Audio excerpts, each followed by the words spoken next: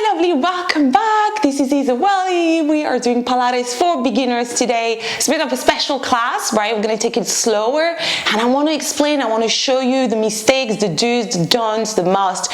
We're probably going to focus on only 5-6 core exercises, important exercises, core as in not just abs, but important key exercises in Pilates to understand. So without further ado, let's go. We are starting with a very classic Pilates stretch, which is the cat and cow. So with the cat and cow, one of the questions I get the most often in this 4-point kneeling position is, oh my god, my wrists are hurting. You know, like, what am I doing wrong? A couple of things here. A lot of time this is what I see, so the whole body weight on the wrist, right? So the alignment is a little bit wrong here. You want to push back, right? My shoulder is above my wrist, not above my fingers. So you want to shift that body weight. You want to engage your core, and also there's some weight on your legs, right? So really, as you progress in Pilates, while you are building your, your strength and, getting to know the exercises, eventually, for example, when you hear, there are barely any weight on my hands, really. Like, obviously I have a leg off here, but if I'm working out here, if I'm here, I don't have that much weight at all. Like, I'm really relying on my core, on my legs, right? So really work with that and find the middle, find the center, find the balance. So that's the first thing. The second thing is, it could also be that your wrists are just weak and you've got to build strength in that, right? So in that, repetition is important, but you want to take a break every now and then if it's feeling too much. If you have a tendency to have inflammation in your wrist, also check that out. Of course, as always with inflammation in any part of your body, your diet is super important. I'm a registered nutritional therapist, so I know a lot about that, right? Everything is linked. So if you're spending time looking after yourself physically, you also need to check what you're eating. All right, let's go. Inhale, cat stretch. So the cat stretch is a slow movement to warm up your spine. Spine is so important as we age, right? It tends to get a little bit stiffer. We tend to lose flexibility in there. So we really want to be doing these moves pretty much every day. So this is your inhale, exhale out, one vertebra at a time. And again, let's do it. Inhale, roll up. Exhale, reverse. One more. Inhale, right? I'm starting here with the tail. Pull it in. Nice and slow. Stretch the back of the neck. Exhale, reverse. Nice, right? And then we come into the flat back. We're going to stay in that 4-point kneeling a little bit and do a few exercises to challenge your core. So now pull the belly button in and find the ribcage connection. So ribcage is in and is pushed towards the hips. And you've got that middle, that belt, you've got that connection there. All right, from here, we're going to bring the right arm up, nice and slow. Inhale. Exhale, we're going to swing it back. Inhale, take it up. Exhale, bring it back. Inhale, take it up. Exhale, bring it back. Inhale, ta-da-da. Ju-boom, ba-da-da. And release. Find your center. And again, other side. Extend the arm and take it back. Keep it extended. You might have to bend the wrist a little bit so you're not hitting the mats.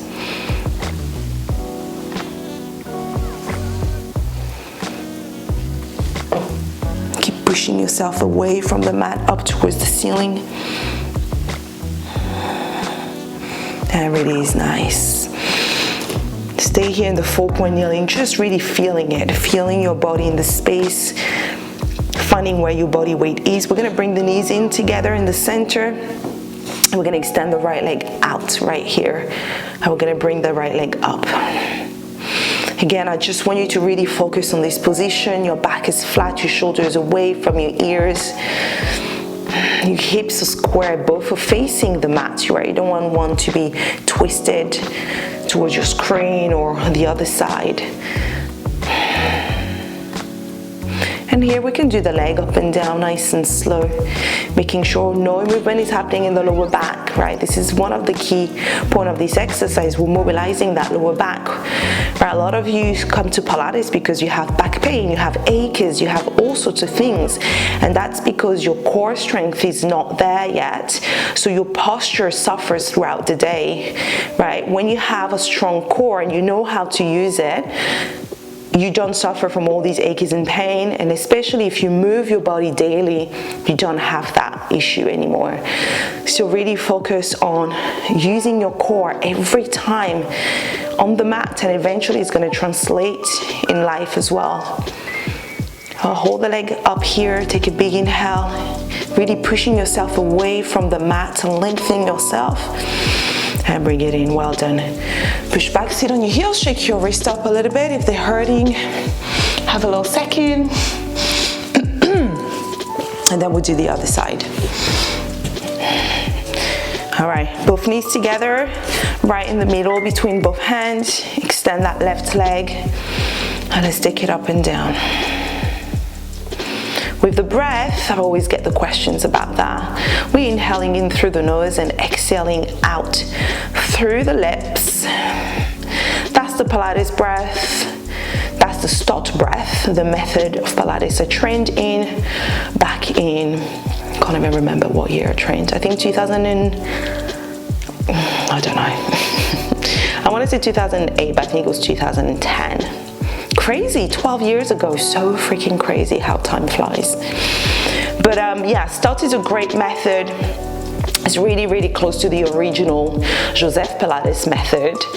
And the breath is in through the nose, out through the lips, and that's what promotes relaxation. But don't overthink it. It makes sense eventually. So keep moving that leg at the back. Nice and slow. If you're having a burn in your bum, that's normal. You're engaging your glute. We're working the leg. Don't worry about it. Hold it up here, lengthen yourself, and bring the knee in. Well done. Let's have a quick sit again, and let's shake our wrist. We're gonna go back into that 4-point kneeling. I just want to show you a couple of things that are important in that position, and then we'll move on to another position, another exercise. All right, so back here in the 4-point kneeling, have a quick look at my neck. You want to make sure you're not here. So a lot of the time this happens, and then I get, oh my God, like my neck hurts after the class, or right, it's because your spine is not completely aligned. And when you're here, often you tend to let the bum go as well, right? See this position? Very, very often I see that all the time. So here we lengthen, back of the neck lengthen, bum is slightly tucked in, my spine is aligned. In Pilates, your spine is always aligned, the whole freaking spine. We never break the line. We like never here, we never here. Unless you're doing one of my more advanced class and I'm like, oh my God, yes, let's whatever, you know. But then I'll tell you, I'm like, okay, we're breaking away from regular Pilates. But even with that, I used to be a professional dancer, and I'm like, you know, I'm thorough about lines. I never give you something like weird. So very, very important for you to keep the alignment here, keep the shoulders away from the ears and the back of the neck lengthened. From here, I'm going to challenge you a little bit and spice up this class a little bit. Toes into the mat. We're going to do a cheeky little bear hug. It is a bit more of an advanced exercise technically, but I also teach it to beginners because it's such a great one to build power, to build strength in the whole body, to really challenge yourself. So when you're ready, all right, have your hands right under your shoulders, not too much weight far forward, shift it back a little bit. We're gonna pick up those knees off the mat a few inches. We're just gonna hold it for 10 seconds, see how it feels. You know, from when you're here, don't arch your back, don't push away, just nice and flat back. Keep inhaling and exhaling. Give me 5 more seconds. 3, and release. Well done. So you can practice that 10 seconds every day. All right, come on down. Let's move on to the next position. We're gonna come to the front of the mat. So I have a Pilates, a beginner's Pilates program. There's a 6 weeks program that is completely transformative. I really take you through from being an absolute beginner to much stronger. It's currently closed because we are doing the program at the moment. We are in week 3, but maybe by the time you're seeing this, we might be in week 5 or towards the end. But it's a great program. I really invite you to check it out. I'm going to put the link here. You can jump on the wait list. It will be opening again before, probably in May. I can't remember the date, but I launch it twice a year, and I really invite you to come and check it out. So we're here, we lengthen, we take a big inhale, exhale, we crumble down. So when we're here, we are in a flexion, inhale, lengthen, exhale, down. Inhale, lengthen. So flexion means a little bit of tension here in the hip flexors, which a lot of the time beginners find really hard, and I'll show you what to do in a bit to release that tension. Bring your arms here. We're going to do, well, actually keep your hands here. We're going to do half roll back for beginners. So you're going to slide your hands under your knees, and you're going to learn to roll your hips away from your legs and then come back. Don't go too far. This is all we're doing. It's just that roll. So what it's teaching you is also teaching you to articulate your spine one vertebra at a time, right? Instead of just going bang, right? So articulate. So you're working in a way that is safe for your back. You're still building that strength, right? So really articulate and get me that bam, da, da, here, shoom. See how my hips, it's going one vertebra at a time. That's what we want. So practice that a little bit for me, please, right now. Don't go too far.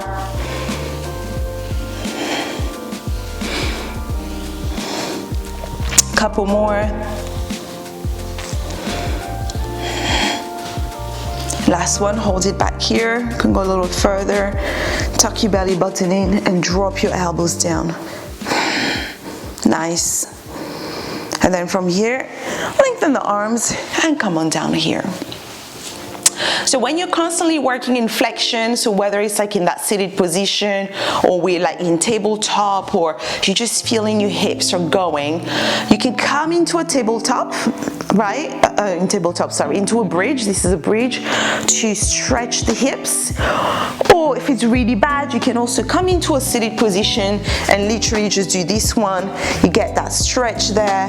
You can keep it here. You can lay back. It really depends how deep you can stretch your leg and how deep you can go, with the stretch basically, and also how tight your hips are. For me, sometimes this does it. The bridge is fine. So it really depends. So there are a couple of options for you. All right, so we're back down here and we're going to go into number 3, which is the tabletop, which is an absolute classic, of course. I like the tabletop. Some teachers don't like it because it's too much flexion, yada yada, but eventually as you build your core, you got to work with it, you know. If I'm teaching a class to thousands of people, which I am right now, I don't know who is who, like I don't see you. For me, tabletop is such a safe and a good way to build core strength. Now, if you're constantly tight in the hip flexors and it's agony, it might not be the best for you, but it's really hard for me to kind of assess that through the camera. So what would you do? You would put a bit of a blanket right here under your lower back, and it will help release the tension a little bit of the hip flexors. So try that. You can also use a ball under the lower back to elevate the hips, and it'll make it much easier here on that. If you're good, let's do this.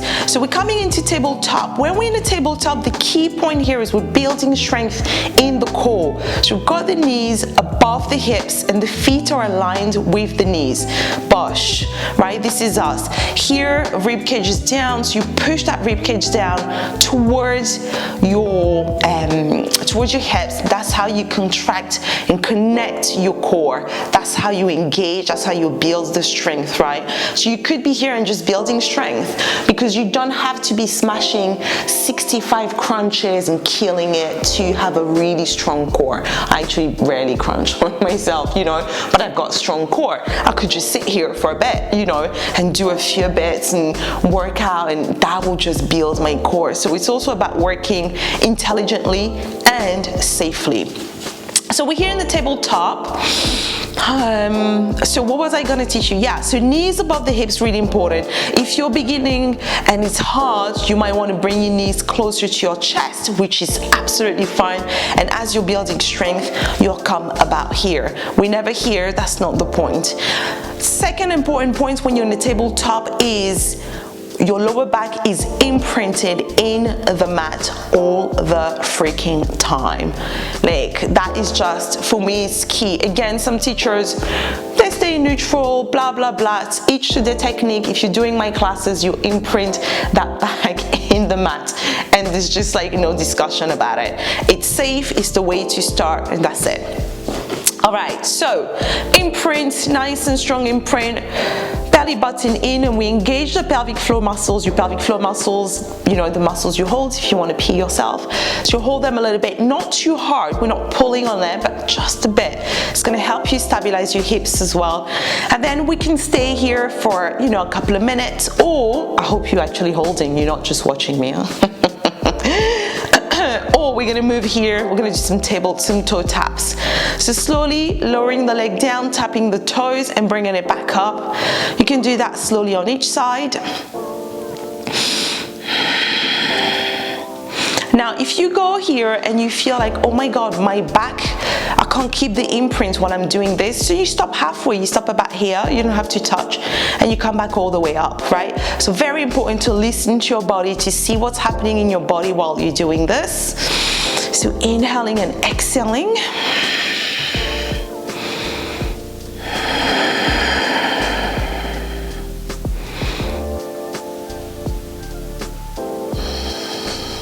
Give me one more on each side.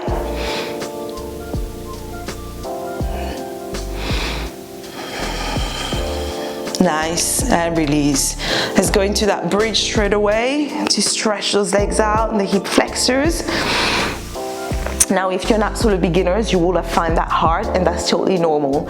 Don't panic and think, oh my God, that was actually really hard. Like, it is hard. Pilates is hard. Pilates is hard for beginners, for advanced, for everybody, right? Because it requires so much control, focus, and kind of mastering of your body and your lines. I mean, this is why I'm so passionate about it, you know. But don't be defeated and think, oh my God, this is hard and it looks like I'm doing nothing. That's the whole point of Pilates. Okay, so let's go back into tabletop with the right knee, and we're just gonna extend the leg here, and we're gonna work the core a little bit. So that's another exercise, a great exercise as you're starting to help you find, you know, the stability, the strength. So give me about 6 on each leg. Make sure the left foot is nice and flat on the mat. Both hips are facing the ceiling.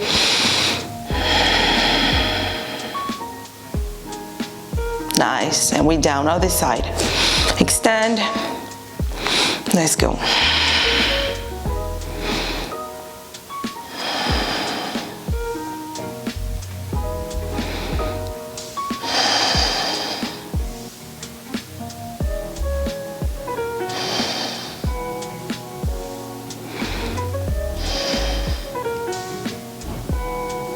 Tabletop and down. Well done. All right. Number 4, the bridge.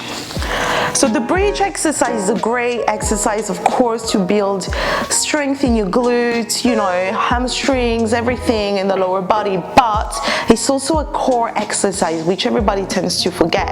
You've got to engage your core, because if you don't engage your core, my lower back is going here, right? I'm gonna start feeling a pinch in a bit, and I have a sensitive lower back. That's kind of, no, it's not what brought me to Pilates, but it's one of the things that brought me to Pilates was my knees at first, and then my back was a bit dodgy. When I was a dancer, always on the heels, and you know, traveling the world and doing all the flips and stuff, and my back is not like I don't have like a strong, perfect back leg at all. It can really, like, I can get injured really quickly. So this, everybody tends to forget, it's also a core exercise. You gotta engage your core, tuck that belly button in when you're here, so your back is protected. It's important. So your back is protected. Your core is important for everything. So always tuck your core in when you're in the bridge here, and even if you have to hold it for long, that's it. You there, perhaps you have to go heels up and down, and same thing, your leg is up, same thing here. And as a beginner, you'll find it really hard to stay here forever without the hips dropping. Try to keep it up and keep the leg a little bit lower.